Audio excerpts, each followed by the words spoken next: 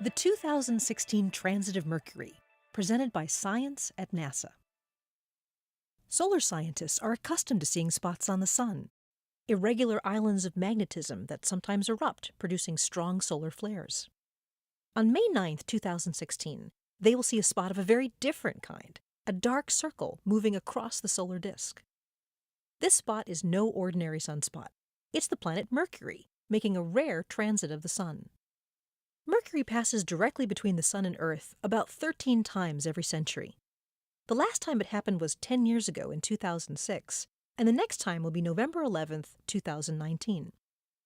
This year's transit will be widely visible for most of Earth, including the Americas, the Atlantic and Pacific Oceans, Europe, Africa, and much of Asia. In the USA, it begins on the morning of Monday, May 9th, around 7:15 a.m. Eastern Daylight Time. This means it begins before sunrise on the West Coast, but that's no problem. The transit lasts for more than 7 hours, so Mercury will still be gliding across the solar disk when the sun comes up over places like California and Alaska. Everyone in the USA can experience the event.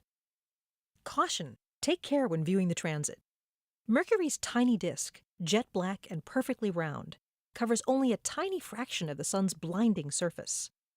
Looking at the sun with unprotected eyes on May 9th is as dangerous as ever. With the proper filter, however, viewing the transit of Mercury can be a marvelous experience. A telescope with a safe solar filter will be required to see the tiny disk of Mercury crawling across the face of the sun. Mercury is too small to be seen without magnification.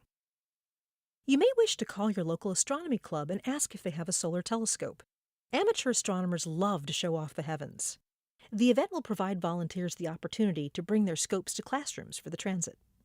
If you can't find access to a good telescope, NASA's Solar Dynamics Observatory will also witness the entire transit and make it available in real time on its website. NASA scientist Rosemary Killen and colleagues plan to use the transit to study Mercury's ultra-thin atmosphere, or exosphere.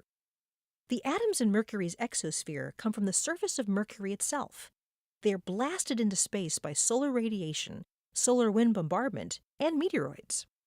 This gives Mercury a comet-like tail, stretched out as long as 1.2 million miles. You cannot see this tail during the transit, however.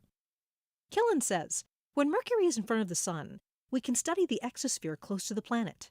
Sodium in the exosphere absorbs and re-emits a yellow-orange color from sunlight, and by measuring that absorption, we can learn about the density of gas there. She says, we will be observing the transit from the National Solar Observatory, or NSO, in Sunspot, New Mexico. Killen, Carl Schmidt of LATMOS at the French National Research Agency, and Kevin Reardon of the NSO will be on site making observations. The transit of Mercury offers something to professional astronomers and backyard skywatchers alike, from scientific discovery to simple wonder.